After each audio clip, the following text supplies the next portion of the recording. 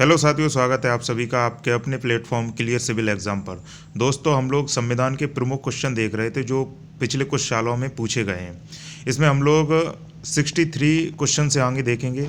ये जो आपके क्वेश्चंस हैं, आपकी जो वनडे एग्जाम्स हैं, जैसे यूपी लेखपाल, वीडियो, ग्रुप डी, आरआरबी का जो पेपर होता है, एसएससी का पेपर होता है, इन सब में बहुत ही इंपॉर्टेंट आपके लिए साबित होंगे। तो दोस्तों, जो आपका 63 क्वेश्चन है, इसमें पूछा गया है कि सरकारी आयोग का मुख्य उद्देश्य क्या था। तो सरकारी आयोग का मुख्य उद्देश्य था केंद्र राज्य के संबंध सुधार कैसे हों। तो केंद्र राज्य संबंध सुधार के लिए सरकारी आयोग का गठन आपका 1983 में किया गया था। तो 1983 में इन्होंने अपने विचार रखे थे कि सिफारिश की थी कि किस तरीके से केंद्र राज्य के संबंध सुधार और आपका जो संघवाद है भारत में, उसको मजबूती मिले। इसी कड़ी में इनका एक प्रमुख सुझाव था जो 1990 में माना गया, जिसमें आपका अंतर्राज्यीय परिषद का गठन हुआ, जो आर्टिकल 263 के तहत हुआ था। ठीक है दोस्तों, तो अगला क्वेश्चन है क्वेश्चन नंबर 64।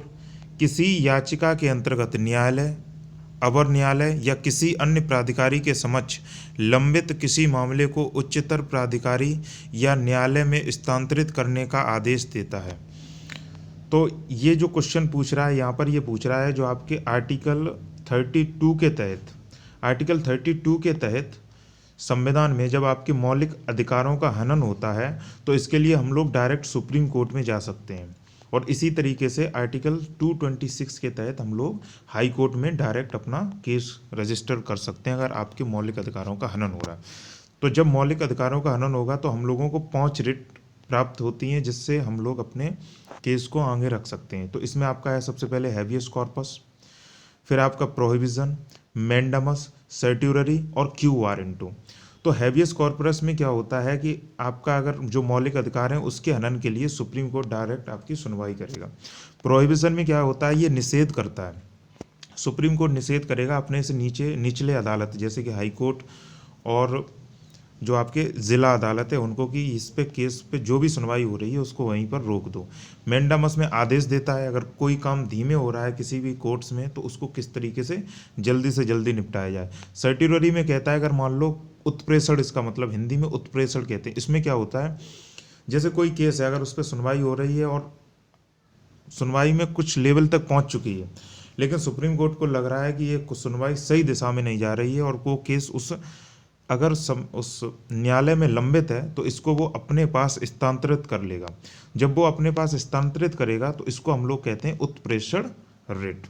ठीक है दोस्तों, तो किसी याचिका, तो याद रखना यहाँ पर 5 प्रकार की रिट मिलती हैं आपकी: habeas corpus, mandamus, prohibition, quo warranto एवं सर्ट्यूररी। Question number 65। किसी व्यक्ति को सुप्रीम कोर्ट के एक न्यायाधीश के रूप में नियुक्त के लिए योग्य नहीं माना जाएगा जब तक वह कम से कम स्त्रला के लिए उच्च न्यायालय का या दो ऐसी अदालतों का उत्प्रवर्तन में वकील रहा हो। तो वकील आपका रहा हो वो 10 साल के लिए।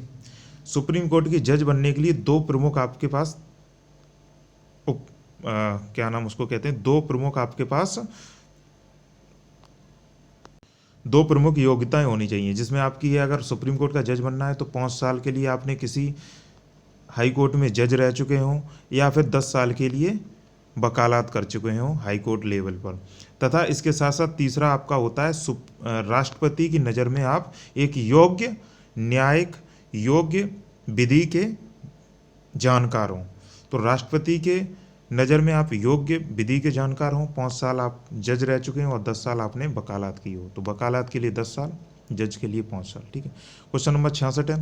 सर्वोच्च न्यायालय के न्यायाधीश पद पर नियुक्त के पात्र बनने के लिए किसी जज को उच्च न्यायालय के न्यायाधीश के रूप में कितने वर्षों की सेवा आवश्यक होती है।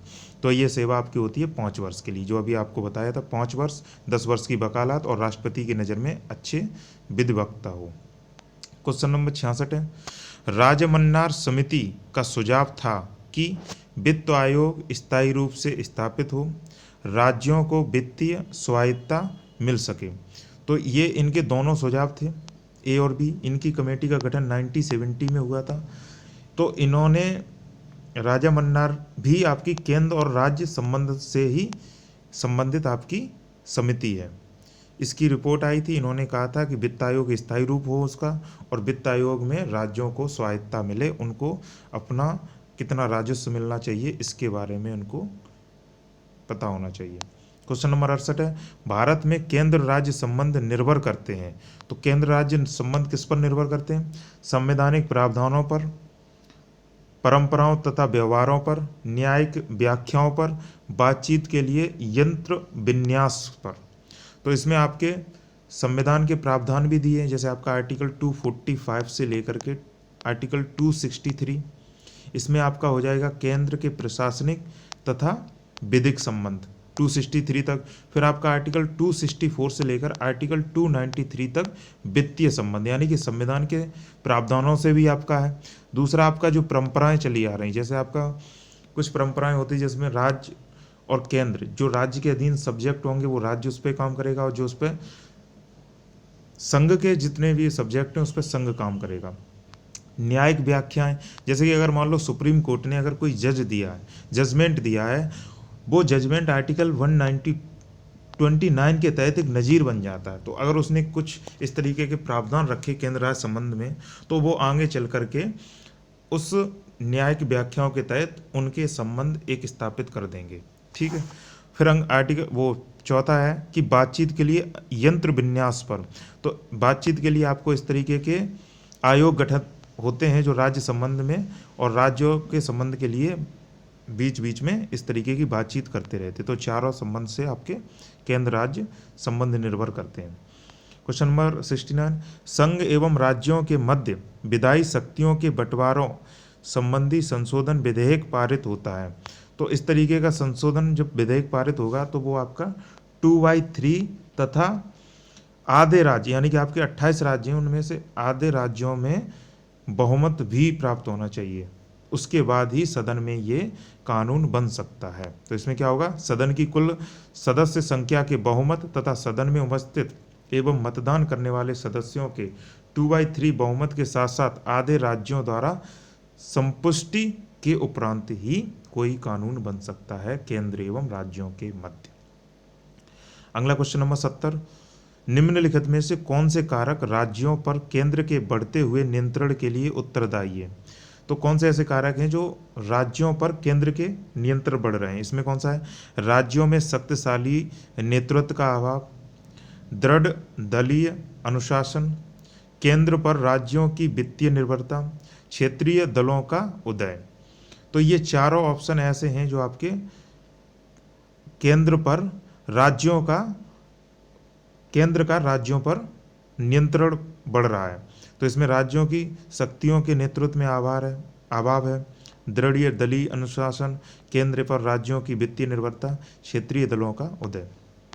क्वेश्चन नंबर 71, निम्नलिखित में कौन सा केंद्र द्वारा लगाया और एकत्र किया जाता है किंतु राज्यों और केंद्र के बीच में वितरित होता है? तो इसमें से आपका है कृषि आय को छोड़कर के अन्य आय पर। तो कृषि जो आपकी आय है इस पर क्या होता है? राज्य का सब्जेक्ट है, राज्य इस पर कार्य करता है। लेकिन बाकी जितने भी यहाँ पर दिए हैं, जैसे कृषि भूमि को छोड़कर अन्य संपत्तियों के विषय में भूमि शुल्क, रेलवे किराए और भाड़े पर कर, समाचार पत्रों के अतिरिक्त अन्य सभी वस्तुओं पर क्रय और विक्रय के कर आपके राज्य केंद्र के द्वारा केंद्र में जाते हैं। ठीक है। क्वेश्चन नंबर 72, संविधान के द्वारा केंद्र और राज्यों के बीच राजस्व का बंटवारा किया गया है अधिकतर। तो केंद्र और राज्य के मध्य में जो अधिकारों का बंटवारा किया गया है आपका भारत सरकार अधिनियम 1935 के अनुसार किया गया। जो भारत सरकार का अधिनियम 1935 आया है, इसके लगभग 60% प्रावधान अपने संविधान में ज्यों के त्यों ले लिए गए, इसीलिए ये सबसे इम्पोर्टेंट अधिनियम माना जाता है। क्वेश्चन नंबर 73, भारतीय संविधान का कौन सा भाग और अध्याय संघ और राज्यों के बीच विधायी संबंध के बारे में बताता है? तो विधायी संबंध के बारे में आपका बताएगा भाग 12 अध्याय 1। तो देखो भाग 11 में आपका है, यहाँ पर ये गलत है, मतलब भाग 11 नहीं होगा इसमें। देखो विधायी जो केंद्र और राज्य के संबंध में विधायी संबंध आपके हैं वो भाग 12 में है। भाग 12 में आर्टिकल 245 से लेकर के आर्टिकल 255 तक हैं। फिर आपके हैं 255 से 263 तक प्रशासनिक संबंध, और भाग 13 में आपके हैं वित्तीय संबंध। तो ये आपके हो जाएंगे आर्टिकल 264 से लेकर के 300 या 293 तक। तो यहाँ पर आपका ऑप्शन भाग 12 में होंगे ये संविधान के, तो ये आंसर हो जाएगा। क्वेश्चन नंबर 74 है, निम्नलिखित में कौन भारत में संघ राज्य संबंध से संबंधित नहीं है? तो केंद्र और राज्य के संबंध से संबंधित कौन सा नहीं है इसमें? सरकारी आयोग, राजा मन्नार समिति, इंद्रजीत गुप्ता समिति और पुंछी समिति। तो जो आपकी सरकारी आयोग है ये भी केंद्र राज्य संबंध है, 1983 में हुआ था। राजा मन्नार आपकी 1970 में गठित हुई थी, और पुंछी कमेटी आपकी 2007 में गठित हुई। ये तीनों आपके केंद्र राज्य संबंध से आधारित हैं, लेकिन आपकी जो इंद्रजीत गुप्ता है ये नहीं है, तो यहाँ पर ये सही हो जाएगा। क्वेश्चन नंबर 75 है, सरकारी आयोग गठित हुआ था समीक्षा करने के लिए, तो किस लिए हुआ था? संघ एवं राज्यों के मंद संबंधों के लिए। क्वेश्चन नंबर 76 है, निम्नलिखित में से कौन एक सरकारी आयोग की संस्तुतियों में सम्मिलित नहीं है? तो संस्तुतियों में कौन सम्मिलित नहीं है? देखो पहला ऑप्शन पढ़ते हैं, सक्रिय राजनीतिज्ञ का राज्यपाल न नियुक्त किया जाना। तो इन्होंने बिल्कुल सही कहा था, अगर कोई पॉलिटिकल पार्टी में सक्रिय नेता है उसको आगे चल के तुरंत राज्यपाल नहीं बनाना चाहिए, क्योंकि फिर वो अपने पार्टी के प्रति वफादार रहेगा। क्वेश्चन अगला ऑप्शन है, राज्य सरकारों द्वारा दिए गए पैनल से राज्यपाल का चुनाव किया जाए। तो चुनाव का तो बिल्कुल ही इन्होंने मना कर दिया था। हाँ, चुनाव किया जाना जो राज्य सरकार से भी पूछना चाहिए, ठीक है। हाँ, मतलब राज्य सरकार से पूछना चाहिए तभी केंद्र सरकार उस पर राज्यपाल की नियुक्ति करे, तो दोनों को पूछ कर काम हो। अगला है, केंद्र में सत्तारूढ़ दल से संबंध रखने वाले को विपक्षी दल द्वारा शासित राज्य का राज्यपाल न नियुक्त किया जाना चाहिए। बिल्कुल सही बात उन्होंने ये बिल्कुल कहा था, क्योंकि केंद्र सरकार की अगर जहाँ जिसकी सरकार होगी उसका अगर नेता बनेगा और वो भी विपक्षी पार्टी के उसमें, तो वो केंद्र सरकार के इशारों पर चल करके केंद्र राज्य या संघवाद को खत्म करना या उसके जो मजबूती है उसको कमजोर कर सकता है। ऑप्शन सी है, अवकाश प्राप्त राज्यपालों को लाभ का पद ग्रहण करने से वर्जित किया जाए। तो ये यहाँ पर उन्होंने ऐसा कुछ नहीं कहा था, ठीक है। अगला क्वेश्चन है, संघीय क्षेत्रों का प्रतिनिधित्व प्राप्त है। तो संघीय क्षेत्रों का प्रतिनिधित्व किसको प्राप्त है? आपका संसद के दोनों सदनों को, जहाँ से आपके एक राज्यसभा और लोकसभा में चुन के आते हैं, जो आगे चल के संघ के लिए या उन विषयों पर कानून बनाते हैं।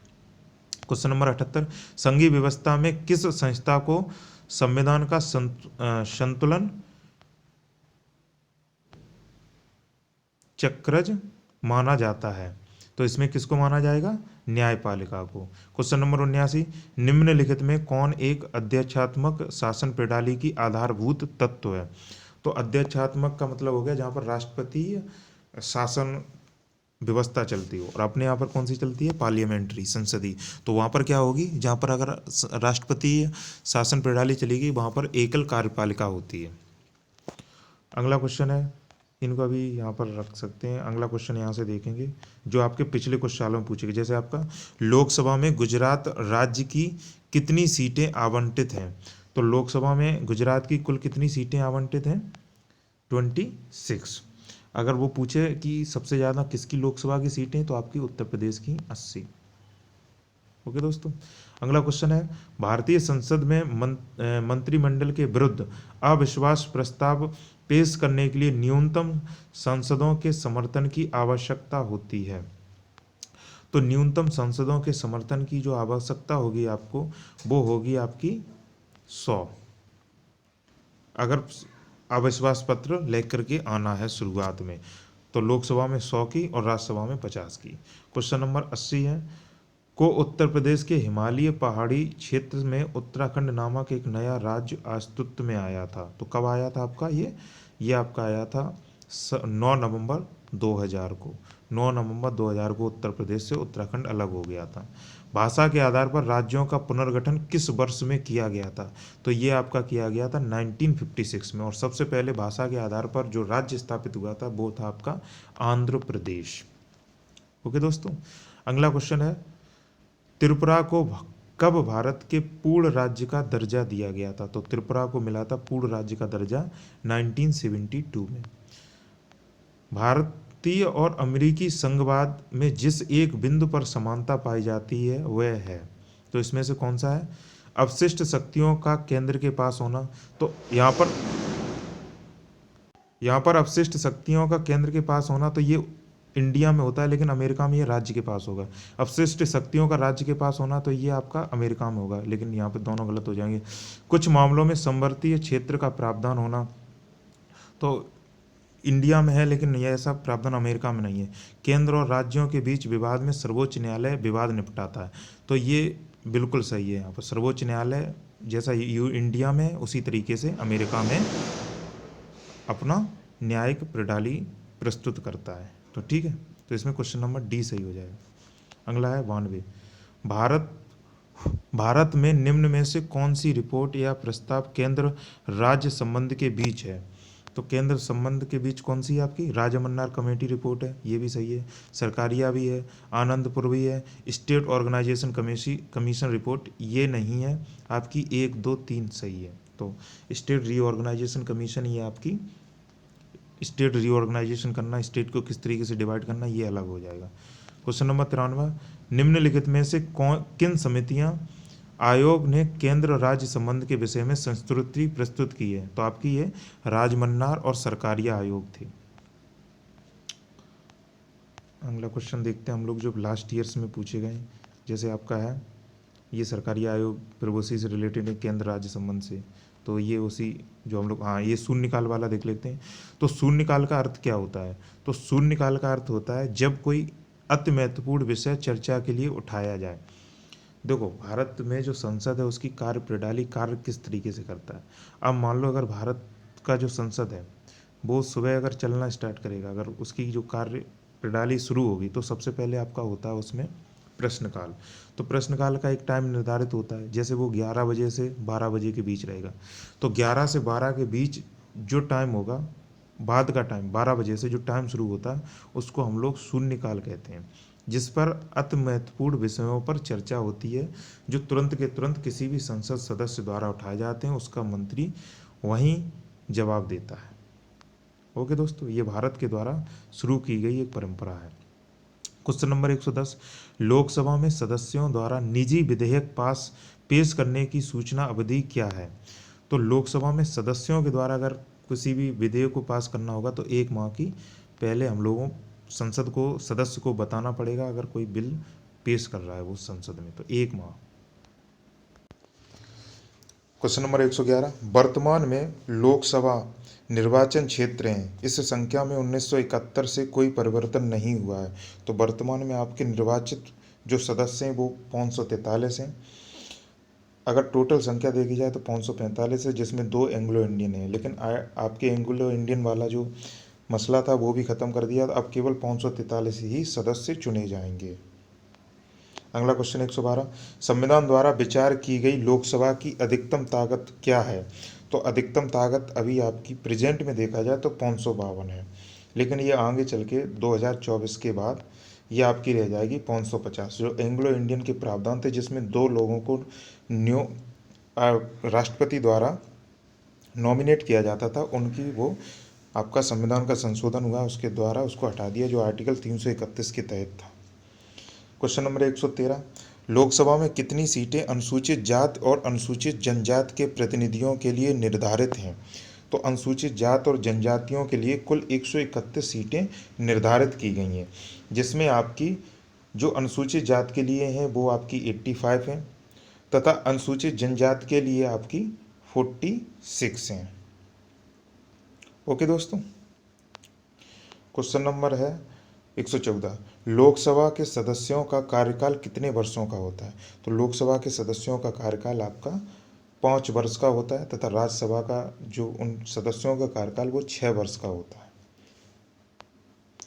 लोकसभा के पहले स्पीकर कौन थे? तो लोकसभा के पहले स्पीकर आपके थे जीवी मावलंकर, और प्रथम महिला कौन थी आपकी लोकसभा स्पीकर? वो थी आपकी मीरा कुमार, और जो सबसे ज़्यादा समय के लिए रहे थे वो थे आपके बलराम जाखड़, जो आपके 1980 से लेकर के 1989 तक रहे थे लगभग। ठीक है, जो सबसे अधिक वर्षों तक आपके स्पीकर रहे बलराम जाखड़। ठीक है, अगला क्वेश्चन है, उत्तर प्रदेश में कुल कितने लोकसभा संसदीय क्षेत्र हैं? तो कुल कितने हैं आपके? 80 हैं। ठीक है, ऑप्शन सी हो जाएगा सही। क्वेश्चन नंबर 118, यथा अगस्त 2018 राज्यसभा के अध्यक्ष कौन है? तो राज्यसभा के अध्यक्ष आपके कौन है? वेंकैया नायडू है प्रेजेंट में। तो आपका राज्यसभा का अध्यक्ष कौन होता है? जो आपका देश का उपराष्ट्रपति होगा, वही आपका पदेन अध्यक्ष होता है। निम्न में से कौन सी राज्यसभा की शक्तियां में से एक है? तो राज्यसभा की जो प्रमुख शक्तियां हैं उनमें से आपकी है, ये गैर धन विधेयकों पर विचार और अनुमोदन करता है तथा धन विधेयक में संशोधन का सुझाव देता है, इस ऑप्शन के तहत। लेकिन धन विधेयक जो आर्टिकल 110 के द्वारा पारित होता है, इसमें जो प्रमुख शक्तियां हैं वो आपकी लोकसभा के पास होती हैं, लेकिन ये राज्यसभा के पास भी जाता है। राज्यसभा केवल सुझाव दे सकता है, ये डिपेंड करता है लोकसभा पे वो सुझाव माने या ना माने। लेकिन अगर मान लो राज्यसभा इस धन विधेयक को वापस नहीं करता है तो वो केवल अपने पास 14 दिन तक रख सकता है। 14 दिन के बाद ऑटोमेटिक लोकसभा इस धन विधेयक को पारित कर देगा। तो प्रमुख शक्ति जो धन विधेयक की होती है वो आपकी लोकसभा के पास होती है। लेकिन राज्यसभा के पास अगर प्रमुख शक्ति है तो वो है आपकी आर्टिकल 312 के तहत अखिल भारतीय प्रशासनिक पदों को सृजित कर सकती है प्रस्ताव पारित कर करके। ठीक है, अगला 120 है, भारत विश्व का विशालतम लोकतांत्रिक प्रजातंत्र है, इसकी प्रथम लोकसभा आयोजित की गई थी। तो इसकी प्रथम लोकसभा आयोजित की गई थी 13 मई 1952 को।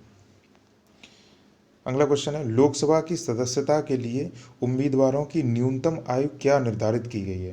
तो न्यूनतम आयु निर्धारित की गई है 25 साल लोकसभा के सदस्यता के लिए, लेकिन राज्यसभा के लिए 30 साल है, और राष्ट्रपति तथा उपराष्ट्रपति बनने के लिए 35 साल है, और वोट डालने की 18 साल है, और प्रधान या ग्राम सभा के सदस्य बनने के लिए 21 साल है। क्वेश्चन नंबर 122, नीलम संजीव रेड्डी भारत के राष्ट्रपति थे। तो ये भारत के कौन से राष्ट्रपति थे? ये आपके 6वें राष्ट्रपति थे भारत के। भारत के राष्ट्रपति द्वारा चरित्र को बदले बिना सजा की मात्रा को कम करना अनुच्छेद 72 को कहा जाता है क्षमादान। तो जो आपका क्षमादान का प्रावधान राष्ट्रपति को मिला है, क्षमादान कर सकता है, वो आर्टिकल 72 के तहत है।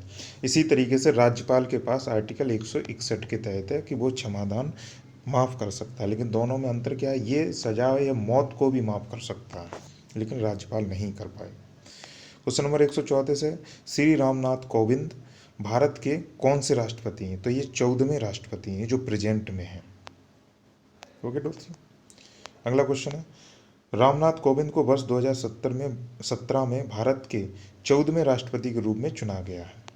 भारत के राष्ट्रपति का कार्यकाल कितने वर्ष का होता है? तो ये 5 वर्ष का कार्यकाल होता है। राष्ट्रपति, उपराष्ट्रपति, राज्यसभा के सभी सदस्य उपरोक्त में से कौन अनुपातिक प्रतिनिधित्व प्रणाली के नियमानुसार एकल संक्रमणीय के मत के माध्यम से गुप्त मत द्वारा किए गए मतदान से चुना जाता है? तो इसमें आपके चुने जाएंगे राष्ट्रपति तथा उपराष्ट्रपति।